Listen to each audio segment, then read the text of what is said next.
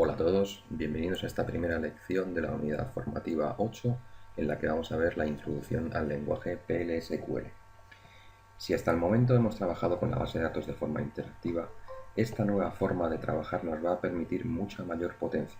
Incluso con un lenguaje tan sencillo y potente como SQL, no resulta operativo en un entorno de producción utilizar simplemente ese lenguaje SQL, ya que esto supondría que todos los usuarios conocen y manejan SQL, algo que no es real. Bien, ¿qué es lo que vamos a ver en esta unidad?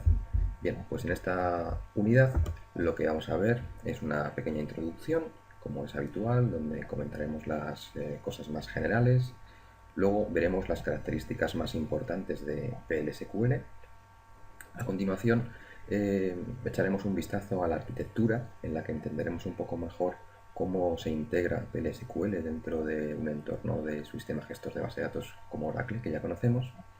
En el cuarto paso, lo que vamos a ver es la importancia del bloque en PLSQL, una unidad esencial que nos ayudará a entender mucho mejor este lenguaje.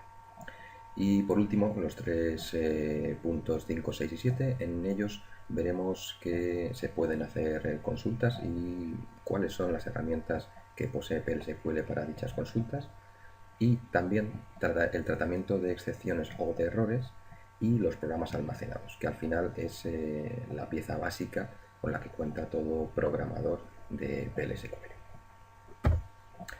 Bueno, pues comenzamos con esta introducción en la que os he puesto ahí los puntos más importantes de PLSQL. Comentar que es un lenguaje procedimental que fue creado por Oracle. En este lenguaje los programas que realicemos se van a quedar almacenados en la base de datos como si fuera un objeto más. Y de igual forma que hasta ahora hemos visto cómo crear tablas, cómo introducir datos en esas tablas, bueno, pues al final un programa PLSQL será un objeto más que residirá en esa base de datos. PLSQL es imprescindible para realizar ciertos trabajos, como por ejemplo la creación de disparadores o triggers. En estos disparadores, aunque los comentaremos más adelante con mayor detenimiento, veremos que se pueden realizar tareas muy importantes que sería imposible realizar de otra forma. Lo hemos comentado al comienzo del vídeo, la unidad de trabajo es el bloque, veremos cuáles son los tipos más importantes de bloques y indicar que la potencia del lenguaje PLSQL reside en que está basado en los lenguajes de tercera generación y de orientación a objetos. Por lo tanto, los que sepáis o tengáis algún conocimiento básico de programación, veréis que no difiere mucho de otros lenguajes similares. El lenguaje PLSQL nace o está basado del lenguaje Ada. Este lenguaje recibió su nombre en honor a Ada Byron. Bien, pues como siempre os proponemos desde los departamentos de programación que generéis vuestro primer programa PLSQL, y en la parte inferior de la pantalla podéis ver el primer ejemplo que en vuestro entorno Oracle habitual, en vuestro browser, podréis introducir para tener el primer mensaje que se suele hacer en un lenguaje de programación, que es el famoso Hola Mundo. ¿Cuáles son las características más importantes de este lenguaje? Bueno, pues como cualquier lenguaje de programación cuenta con una serie de datos básicos, y estos tipos de datos son compatibles con los datos que ya hemos conocido en SQL, esos tipos de datos que utilizamos cuando definíamos las columnas de una tabla. Bien, además de esos datos, lo veremos en otros vídeos más adelante, existen más cantidad de datos. Bien, pero los datos básicos con los que hemos trabajado hasta ahora en SQL los podemos seguir utilizando dentro de este lenguaje de programación. Las estructuras de control clásicas, las alternativas y repetitivas, los if, los bucles, también los vamos a poder utilizar en este lenguaje, y gracias a ellos pues podremos obtener toda la potencia que tiene un lenguaje de programación directamente insertado en un sistema gestor de base de datos. También comentaremos el soporte para consultas, es decir, podremos realizar nuestras queries, nuestras cells habituales, y tendremos que incorporar una nueva cláusula, la cláusula into, que nos va a permitir trabajar con los cursores. En este primer vídeo vamos a ver los cursores implícitos. Más adelante veremos otro tipo de cursores que sí que obtienen toda la potencia de PLSQL. Lo hemos dicho también antes, podremos realizar una importante gestión de excepciones o de tratamiento de errores para gestionar las incidencias, las cosas que no estén pensadas y que en lugar de dar un casque el programa, pues podamos hacer una gestión mucho más eficiente. La estructura que obtendremos de nuestros programas, es decir, la forma en la que tendremos que diseñar nuestros programas, es una estructura modular, clásica de la programación tradicional. Comentar que PLSQL no tiene órdenes de entrada y salida clásicas, es decir, no vamos a tener o no está diseñado para trabajar con la base de datos en modo interactivo. Es decir, PLSQL es un lenguaje diseñado para trabajar y manejar grandes cantidades de información de forma eficaz, pero no ha sido concebido para interactuar con el usuario. Es decir, PLSQL no dispone de órdenes para capturar datos introducidos por el usuario en el teclado, ni tampoco para visualizar los datos en pantalla. Bien, esto se difiere de otros lenguajes de programación, pero no obstante, Oracle incorpora el paquete dbms/output con fines de depuración. Es decir, que mientras estamos generando nuestros programas podremos hacer sacar algún mensaje que visualice datos. Aunque, como acabo de decir, el objetivo no es visualizar datos por pantalla, sino trabajar en background, por decirlo de alguna forma.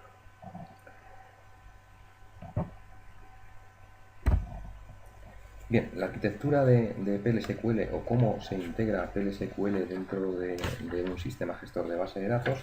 Bien, pues comentar que la tecnología que utiliza está totalmente integrada dentro del servidor Oracle y también de algunas otras herramientas. Se trata de un motor o gestor que es capaz de ejecutar subprogramas y bloques PLSQL y que trabaja de forma coordinada con el ejecutor de órdenes SQL. Por defecto, PLSQL trabaja de modo interpretado, es decir, un código almacenado debe de ser traducido a un código ejecutable. Hay ese paso de traducción. ¿Vale? Este paso de traducción va a ser necesario realizarlo cada vez que ejecutemos un procedimiento. Comentar que a partir de la versión 9 y R1 se incluye la posibilidad de compilación nativa, es decir, los programas se traducen en C en tiempo de compilación y se almacenan en código ejecutable. De esta forma los programas pueden ser mucho más rápidos. Con independencia del modo que utilicemos para trabajar, todos los programas PLSQL son examinados por los analizadores lexicográficos y sintácticos antes de ser almacenados en el servidor. Es decir, que si algo falla porque el programa está mal diseñado, no se llegará a guardar en el sistema gestor. En este proceso también se va a comprobar que todas las referencias a objetos de la base de datos, tablas, vistas, columnas, etc., sean correctos. ¿Vale? Si hay algún tipo de error, se informará al usuario por pantalla, pero no se almacenará el bloque en el sistema gestor. En la figura que tenéis ahí en pantalla se muestra el procesamiento de un bloque PLSQL. Ahí se puede apreciar que el motor PLSQL envía las órdenes SQL que contiene el bloque al ejecutor de órdenes SQL, que es el que se va a encargar finalmente de procesarlas. Existen algunas otras herramientas dentro de Oracle, como por ejemplo Oracle Force, Report, que contienen también un motor PLSQL capaz de procesar los bloques PLSQL. De esta forma podemos ejecutar las órdenes procedimentales en el cliente o donde se encuentre la herramienta, enviando al servidor Oracle solamente las instrucciones SQL. ¿Cuál es la estructura de un bloque? Hemos comentado en la introducción que el bloque es la unidad básica de trabajo y merece comentar cuáles son los distintos tipos de bloques que nos vamos a encontrar. Bien, podéis ver ahí cómo es ese bloque. Vemos el declare, el begin, el step, el end, que van a ir definiendo cada tipo diferente de bloque. Bien, todos los bloques contienen una estructura similar en la que podemos encontrarnos diferentes secciones. Cada una de esas secciones, que serían los puntos suspensivos que hemos visto ahí, pues definen en el primer caso la sección declarativa, y esta sección es donde vamos a definir o declarar los objetos locales, como pueden ser las variables, las constantes, etc., y esta sección suele ir precedida de la cláusula declare y es opcional, ¿vale? Como pongo ahí. A continuación tendríamos el conjunto de instrucciones que viene precedido por la cláusula begin. Ahí es donde vamos a poder tener todas las sentencias SQL y es donde realmente va a residir el programa. Por eso esta parte es obligatoria. Finalmente, la sección que comienza con la cláusula exception es la zona de tratamiento de excepciones. Y es donde vamos a poder indicarle al programa qué es lo que debe de realizar en caso de que se produzca algún error. Esta sección también es opcional, por lo tanto, la única sección obligatoria es la sección ejecutable. Bien, para ver esto de una forma más concreta, os propongo utilizar el proyecto de inventario, un proyecto que ya es conocido, y vamos a imaginarnos un escenario mucho más reducido que el proyecto completo, en el que podemos ver la siguiente información. Simplemente dos entidades relacionadas de esa forma con una cardinalidad 1 a n, donde indicamos que un equipo está en un armario y un equipo solamente puede estar en un armario como máximo y obligatoriamente debe de estar en un armario. ¿Un armario qué es lo que puede contener? Pues de 0 a n equipos, es decir, que un armario podría estar vacío y un armario podría estar con múltiples equipos. Bien, las entidades, simplemente he puesto un par de atributos a cada una de ellas. Por supuesto, siempre en un modelo de entidad-relación debe existir un atributo que es clave, que es el que aparece subrayado, en el caso de equipo el ID y en el caso de armario el número de armario. ¿Cómo sería la traducción o el paso al siguiente modelo, al modelo relacional? Pues es justo la que tenéis en la parte inferior de la pantalla, donde podemos ver las primary keys en rojo y la foreign key, que sería el número de armario que viaja desde la entidad armario a la entidad equipo. Bien, pues ese sería el modelo relacional, que a algunos de vosotros os sonará mucho y que en principio pues es el que vamos a utilizar para los ejemplos que vamos a proponer en este. Pensemos en un enunciado dado el escenario anterior y imaginemos que tenemos que mover todos los equipos de un determinado armario a otro que acabamos de comprar, por ejemplo. ¿Vale? Entonces la idea sería, ¿cómo harías este proceso? Algunos de vosotros ya estaréis pensando en algunas instrucciones SQL que ya conocéis para realizar este proceso. Pongamos en concreto que por tareas de mantenimiento necesitamos mover todos esos equipos que están en el armario 3, que se va a tirar, por ejemplo, a un nuevo armario que ha comprado el departamento, el armario número 4. Bien, según el escenario anterior, la situación de partida que tenemos son esas dos tablas que aparecen en pantalla, que corresponderían a cada una de esas tablas, y la primera tendría esos tres columnas, el ID, la placa base y el número de armario, y en la segunda tabla tendríamos el número de armario y el tipo. Bien, existe una integridad referencial entre ambas tablas. Esto ya lo conocemos, hemos comentado qué significa la integridad referencial, la primary key, la foreign key, y como ya también sabemos, no podremos borrar directamente el armario 3, este armario que acabamos de quitar, porque violaríamos dicha integridad referencial entre las tablas. Bien, antes de realizar este proceso, habría que dar de alta el nuevo armario 4 y luego, posteriormente, asignarle los equipos del armario número 3. Veamos cómo se haría esto de una forma estructurada y desde una visión de PLSQL. Bien, aquí tenemos el código en pantalla, un código sencillo que correspondería a una estructura de bloque que hemos comentado, donde la primera sección, la sección declarativa, estamos declarando una variable. Bien, la variable num equipos.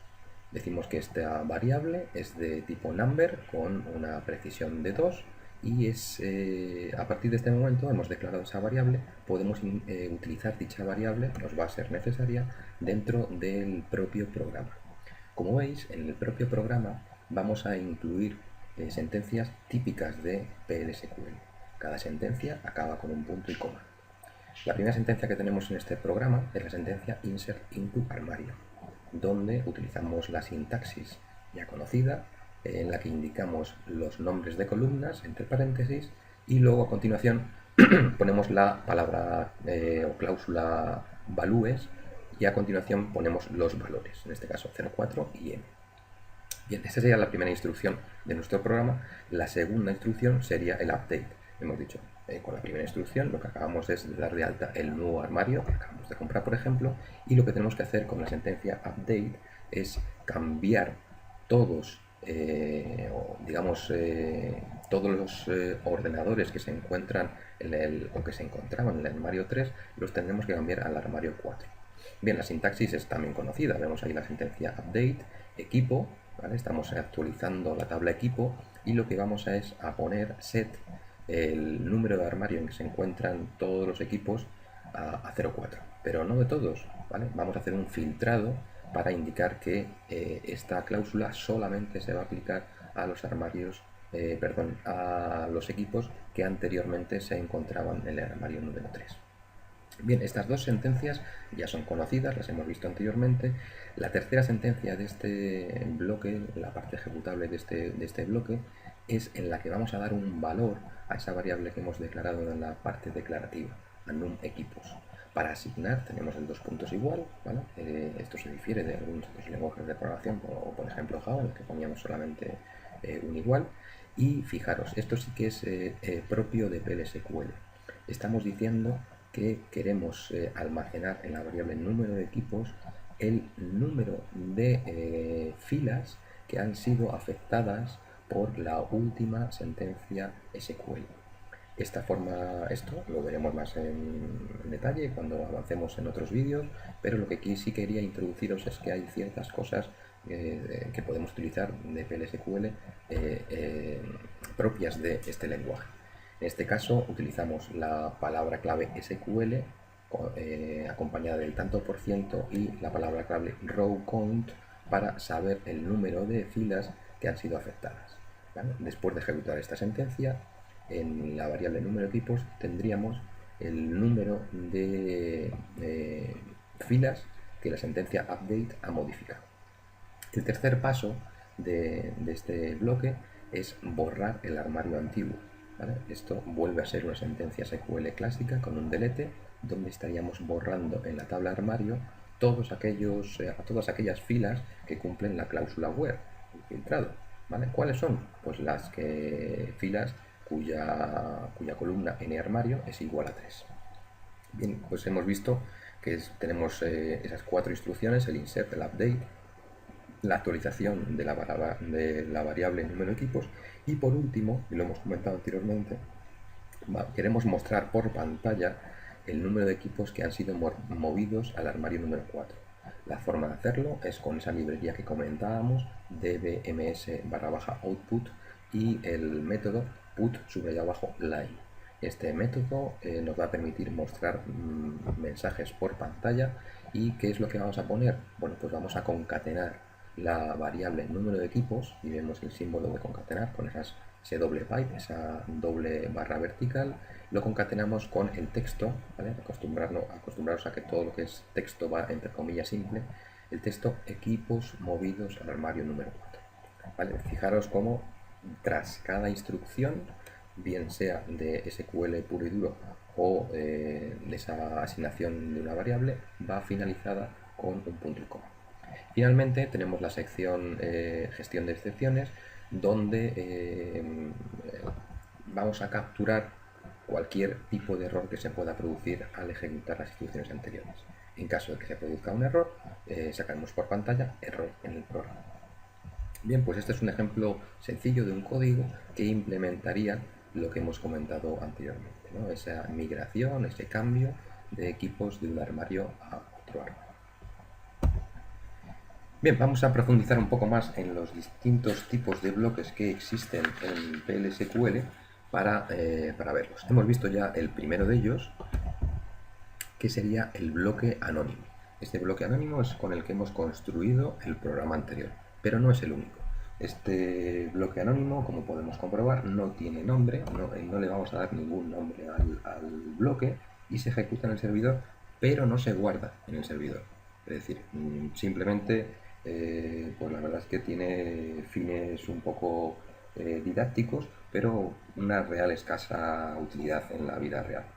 Vale, la zona de declaraciones comienza con la palabra clave declare, que también hemos visto en el ejemplo anterior, y bueno, pues para comenzar a andar con PLSQL está bien.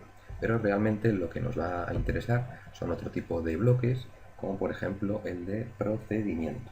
En este bloque vemos que el procedimiento sí que tiene un nombre. Gracias a eso, en este caso, sí que se va a almacenar en la base de datos. ¿Para qué se va a almacenar? Pues para que sean invocados desde otro programa, de otras herramientas o desde otro lenguaje de programación, como por ejemplo podría ser Java. Estos bloques se compilan, se almacenan y se ejecutan dentro de la base de datos Oracle.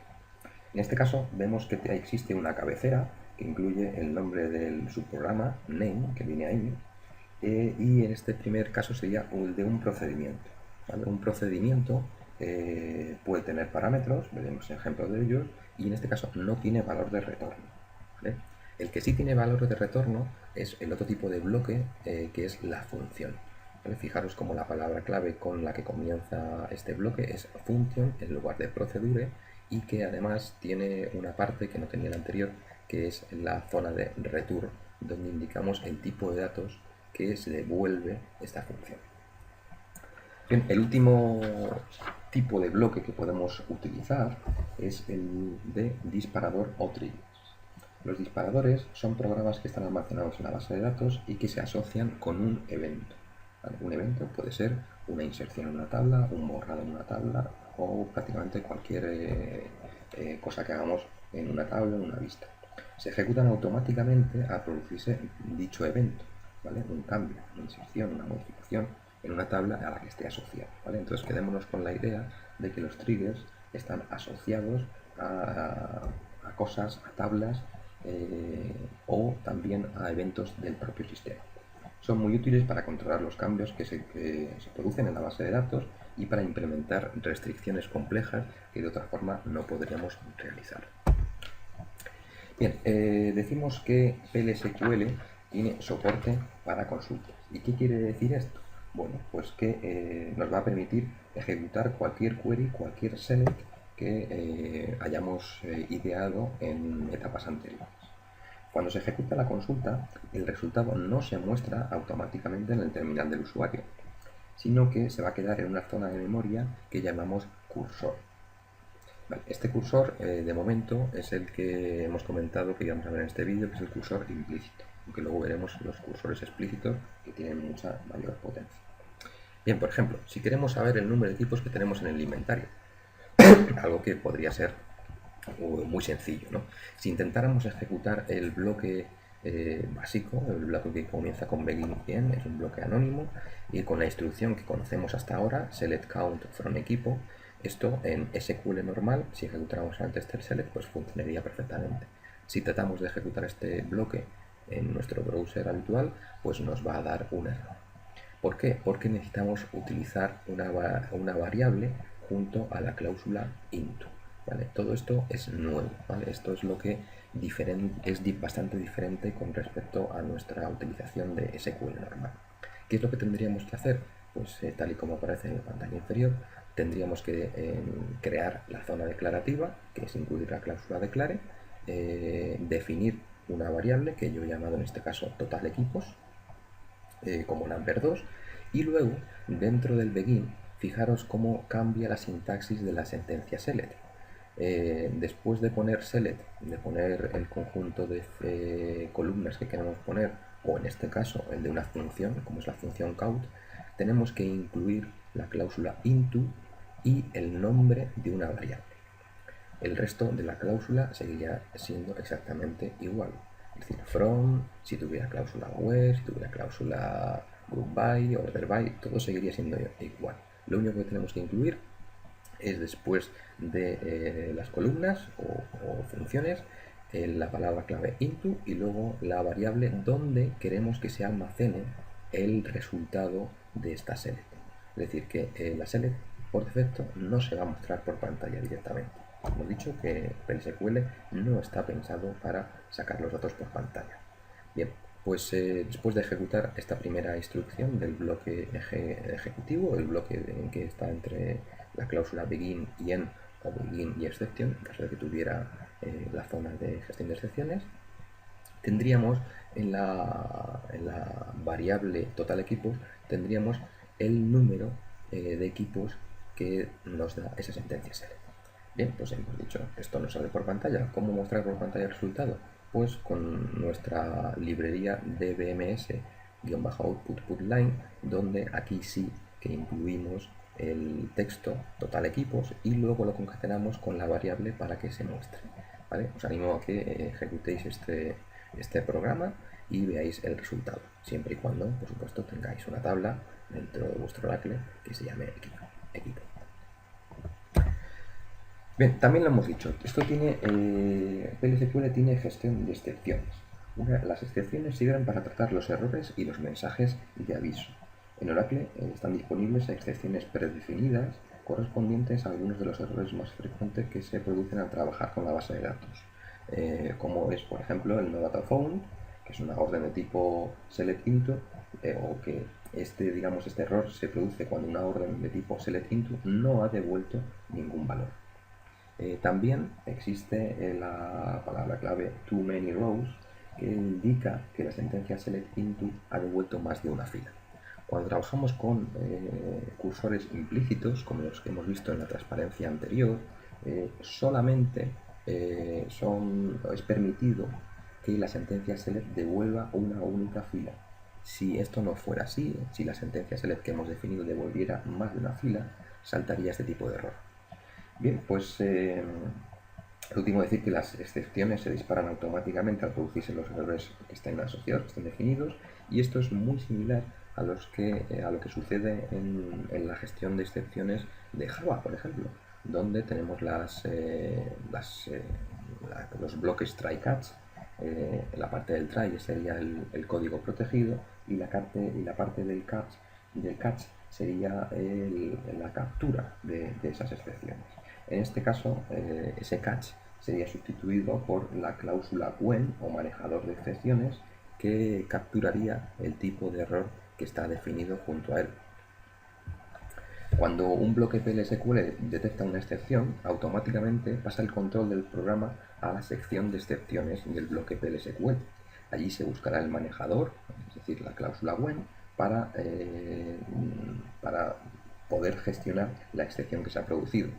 En caso de que no haya ninguna sección específica, podemos incorporar en nuestros programas la sección when others, que querrá decir que en caso de que no se ha capturado el error o no encaje el error con ninguno de los manejadores anteriores, pues se ejecutaría esa parte. Bien, vamos a ver un ejemplo donde vamos a buscar ordenadores en un armario. Es decir, el objetivo de este programa, el que tenéis ahí en pantalla, es mostrar por pantalla todos los ordenadores que tiene un armario. Bien, declaramos en esa zona declarativa 3 variables.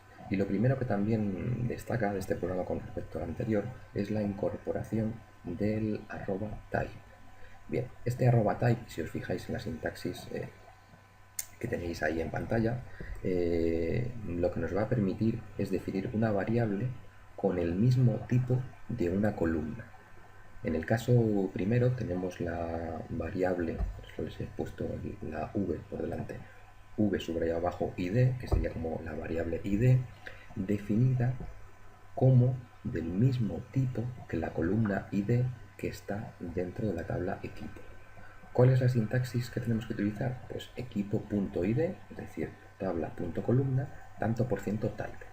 De esta forma, si en algún momento cambiase el tipo de esa columna id, nuestro programa seguiría funcionando perfectamente. Es cierto que podríamos haber utilizado directamente el tipo definido en la columna, pero de esta forma conseguimos bloques mucho más genéricos. En este programa hacemos lo mismo para el vplaca y el varmario, es decir, estamos definiendo las variables id, placa y armario para luego poder mostrarlas posteriormente. En la sección begin solamente tenemos 2 instrucciones, el select asterisco, ¿vale?, con su nueva incorporación de into, Pero en este caso lo que vamos a hacer es no solamente coger un número, como era el caso anterior cuando poníamos el select count asterisco, sino lo que vamos a coger es los valores de las tres columnas que tiene una fila de la tabla equipo, es decir, el ID, la placa y el armario, en las que el número de armario sea igual a 3. Es decir, este programa lo que nos va a mostrar son todos los equipos que tiene el armario número 3. Una vez que ya tenemos en esas variables los valores que queremos mostrar, hay que mostrarlos. Nuevamente utilizamos nuestra librería para mostrar por pantalla, en la que estamos concatenando los valores de las variables, concatenados con esa doble pipe, con un separador que es de tipo string, de tipo texto, con un espacio y 2 guiones, y luego otro espacio, ¿vale? Para que los datos salgan separados. Nuevamente os animo a que ejecutéis este programa para ver su funcionamiento. En la sección de excepciones tendríamos los manejadores comentados, el NoDataPhone, el TooManyRows y el WhenOthers, ¿vale? Para que se produzca, digamos, o que se saque un mensaje, ¿vale? Haciendo el Rise Application Error, lo veremos cuando llegue el tema de tratamiento de errores, pero simplemente indicar que esto lo que hace es lanzar un error. Bien, vamos a ver otro ejemplo para aprender más sobre los programas almacenados. Estos programas almacenados, como ya hemos comentado, se almacenan en la base de datos y van a quedar disponibles para ser ejecutados cuando queramos, ¿vale? Lo importante de estos programas es que también admiten parámetros, ¿vale? Y de esta forma conseguimos un programa mucho más flexible. En el ejemplo anterior hemos visto que sacábamos todos los equipos que estaban almacenados en el armario número 3. Pero, ¿qué pasa? ¿Tendríamos que construir el mismo procedimiento para el armario número 2 o para el armario número 1? Pues bien, con los parámetros evitamos esa necesidad y hacemos un programa mucho más flexible. Fijaros en la sintaxis que existe para crear un procedimiento. Create or replace procedure, todo esto son palabras clave y por eso las he puesto en azul para indicar lo que son palabras propias del lenguaje de cosas que introducimos nosotros. A este procedimiento le he llamado borrar equipo y lo que va a permitir es que borremos un equipo que se pasará por parámetro. Es decir, este programa serviría para cualquier identificador de equipo. Bien, pues tendremos que definir un parámetro dentro de este programa que sea id equipo, que es de tipo number, para capturar este equipo que queremos borrar. Bien, fijaros ahora la sección declarativa empieza en este caso con la cláusula as, ¿vale? Podemos utilizar la cláusula as o la cláusula declare de forma como la que más nos guste, nos da igual, y declaramos una variable, que es la variable borrados. Esta variable nos va a servir para saber el número de equipos que hemos borrado. En principio solamente borraremos un equipo pensando en que el identificador es palabra clave, pero bueno, no está de más y además con fines didácticos lo he puesto para que luego podamos mostrar un mensaje por pantalla. Bien, fijaros que en este caso el bloque ejecutivo es el que finalizaría el bloque o procedimiento almacenado que tenemos en este caso y no tenemos sección de excepciones, no hay tratamiento de errores. ¿Cómo comienza nuestro programa? El programa comienza con la palabra clave delete, ¿vale? Delete from equipo where id es igual a id de equipo.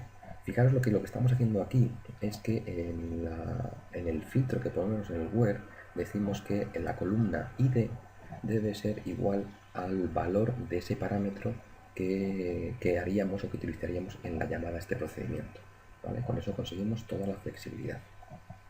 La siguiente instrucción lo que hace es saber el número de elementos que se han borrado, ¿vale? Nuevamente, esto ya lo hemos utilizado en un programa anterior, tenemos que borrado sería igual a SQL tanto por ciento row count, ¿vale? Con esto conseguimos saber el número de filas que ha borrado la sentencia delete anterior. Bien, pues ahora que sabemos ese número en la variable borrado, podemos utilizar una sentencia de control, ¿vale? Una sentencia de control alternativa que es la más sencilla, que es el if. ¿Vale? Este if es muy similar a otros lenguajes de programación como Java o JavaScript, cualquier lenguaje de programación necesita de una sentencia condicional. ¿Y cuál es la condición de esta sentencia? Que borrado sea igual a 0. ¿Vale? Cuando tenemos una sentencia de ese tipo, lo que tenemos que hacer es la pregunta: ¿es borrados igual a 0? Bien, esto nos abre dos ramas de ejecución, la rama then y la rama else. En la rama then tendríamos la instrucción que se ejecutaría en caso de que la pregunta ¿es borrados igual a 0? sea cierta, es decir, sea true. En ese caso, en el caso de que borrados sea igual a 0, lo que vamos a sacar es equipo ID de equipo no encontrado. Es decir, si la sentencia delete nos ha dado que no se ha borrado, querrá decir que este equipo no se ha encontrado. En caso contrario, lo que sacaremos es el mensaje de se ha borrado el equipo con el ID. ¿Vale? Es decir, tenemos dos ramas de ejecución: cuando borramos un equipo y cuando no borramos un equipo. Cuando borramos un equipo, mostramos por pantalla el ID de equipo que se ha borrado, y cuando no lo mostramos, cuando no lo encontramos o no existe ese equipo que queremos borrar, indicamos de ello por pantalla. Bien, ¿cómo ejecutar el procedimiento anterior? Hemos dicho, cuando nosotros ponemos este trozo de código dentro de nuestro interfaz Oracle que estemos utilizando, actualmente estamos utilizando la interfaz del browser, esto no se ejecutaría directamente, ¿vale? Todo el bloque que viene con el create or replace procedure no ejecuta nada, simplemente el programa se queda almacenado esperando que alguien lo invoque. ¿Y cómo podemos invocar este programa? Bueno, pues en la parte inferior de la pantalla nos encontramos un bloque que simplemente comienza con begin y tiene el final del end, ¿vale? Y lo que tiene es la llamada a este procedimiento. Bien, en la llamada al procedimiento lo que tenemos que poner es el nombre del procedimiento y el parámetro real, ¿vale? Siempre que trabajemos con programas almacenados existirá un parámetro formal, que es la propia definición de ese parámetro. En este programa ID de equipo number, ese es el parámetro formal, la definición del parámetro. Y luego, cuando invoquemos este programa, tendremos que utilizar un valor real para este equipo, perdón, para este parámetro. En este caso, el equipo número 2. Bueno, pues lo que queremos hacer con este pequeñito bloque o llamada al procedimiento es borrar el equipo número 2. ¿Vale? Podríamos ejecutar este mismo programa para cualquier ID de equipo. Es decir, estamos consiguiendo que este bloque sirva para borrar cualquier equipo, siempre que llamemos a este procedimiento con el nombre, con el número o identificador de ese equipo. Bien, este sería un programa almacenado de tipo procedimiento, uno de los que hemos visto anteriormente. Si hemos borrado el equipo, pues al final aparecerá por pantalla se ha borrado el equipo ID 2 y statement processing, que quiere decir que la instrucción se ha ejecutado correctamente. Bien, vamos a ver un segundo ejemplo donde vamos a definir otro bloque, pero en este caso un bloque de tipo función, ¿vale? Fijaros la diferencia o las dos diferencias que comentábamos en la definición de estas funciones. La primera de ellas es que la palabra clave es function, ¿vale? Function. Esta es diferente de procedure y además de incluir eso tendremos que incluir la cláusula return number. Esto quiere decir que la función va a devolver un valor. El procedimiento anterior no devolvía ningún valor, simplemente escribía por pantalla gracias a la utilización de esa librería. Bien, en este caso esta función no va a escribir nada por pantalla, y es algo típico de las funciones que no escriban nada por pantalla, sino lo que va a hacer es devolver un valor. Bien, ¿qué queremos conseguir con esta función? Que nos devuelva el número de equipos que tiene un armario. Es decir, con esta función conseguimos un bloque de código que nos informa del número de equipos que existen en un determinado armario. Fijaros en la definición del parámetro, porque aquí, de igual forma que en la sección declarativa de un bloque podíamos indicar que la variable fuera del mismo tipo que una columna de una tabla, en el parámetro podemos hacer exactamente lo mismo. Es decir, fijaros que yo he definido el parámetro, la variable parámetro armario, y la estoy definiendo como un tipo exactamente igual a la columna n subrayado bajo armario de la tabla armario. ¿Vale? La sintaxis es exactamente la misma. ¿Vale? Tabla.columna tanto por ciento type. ¿Vale? Bien, el resto del programa sí que es similar. Tenemos la zona ejecutiva, la zona declarativa, donde tenemos defino la variable num equipos, y luego la zona ejecutiva, que comienza con la palabra clave begin. Bien, si lo que queremos saber es el número de equipos que tenemos en un determinado armario, la sentencia select que tenemos que construir sería la que aparece en pantalla. Select count into num equipos, ¿vale? Esta es la parte nueva de PLSQL, from equipos where n armario, que es el nombre de la columna, es igual al valor que me pasen por el parámetro. ¿Vale? Como he definido el parámetro, la variable armario, pues tengo que igualar n armario, es decir, columna es igual a valor que me dan. Bien, al final lo que yo quiero devolver con esta función es el número de equipos, por lo tanto me hace falta, y esto también es nuevo con respecto al programa anterior, la palabra clave o la instrucción return, incluyendo esa palabra clave, num equipos. Es decir, esta función cuando se ejecute va a devolver el número de equipos. Bien, cuando ponemos este código en nuestro browser se quedaría almacenada esta función, pero nuevamente indicar que no se ejecuta nada. Es necesario invocarlo desde otro programa para ver cómo funciona esta función. ¿Y desde qué otro programa? Pues desde el programa que tenéis abajo en la pantalla.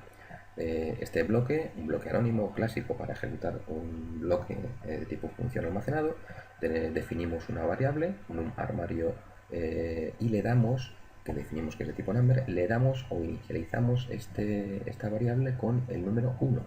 ¿Vale? Es decir, en la definición de las variables, al igual que en otros lenguajes de programación, además de definir el tipo de variable, también podemos inicializar esa variable.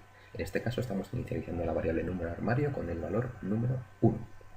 Bien, en la sección ejecutiva de este bloque anónimo, que comienza con la palabra clave begin, ponemos una instrucción para que me muestre por pantalla un texto concatenado con variables o con llamadas a una función. ¿Vale? En este caso, lo que estamos mostrando por pantalla es el texto, el armario, lo concatenamos con el número de armario, y lo concatenamos con la llamada a la función equipos en armario, donde a esta llamada a la función lo que tenemos que llamar es darle un valor a ese parámetro. Bien, en el ejemplo anterior de llamada a un procedimiento poníamos directamente el valor, el 2, el 5, ¿vale? El ID que quisiéramos. En este caso podemos hacer la llamada a la función poniendo una variable, pero asegurándonos que esa variable tenga un valor anterior. En este caso esa variable tendría el valor número 1. Bien, pues este programa nos informa de que el armario número 1 tiene un determinado número de equipos. Simplemente modificando esa inicialización a 1 con cualquier otro valor, este mismo programa nos serviría para mostrarnos el número de equipos que tiene cualquier armario que tengamos definida en nuestras tablas. Y bien, pues eso es todo para este primer bloque. Espero que os haya parecido interesante y que lo hayáis entendido, y todo esto que hemos visto en este vídeo será necesario para realizar la actividad que está planteada en el campus virtual. Como finalización de este bloque, comentar pues bueno, ya sabéis que yo siempre os dejo, o me gusta dejaros alguna indicación que no es exactamente referenciada al contenido del bloque, y podemos ver la influencia digital, ¿vale? La importancia del poder de la comunidad. ¿Qué entendemos por influencia? Pues bueno, pues la habilidad de una persona, un grupo o un acontecimiento en particular que tiene para ejercer poder sobre cualquiera de sus formas o sobre alguien. Esa sería una definición bastante general.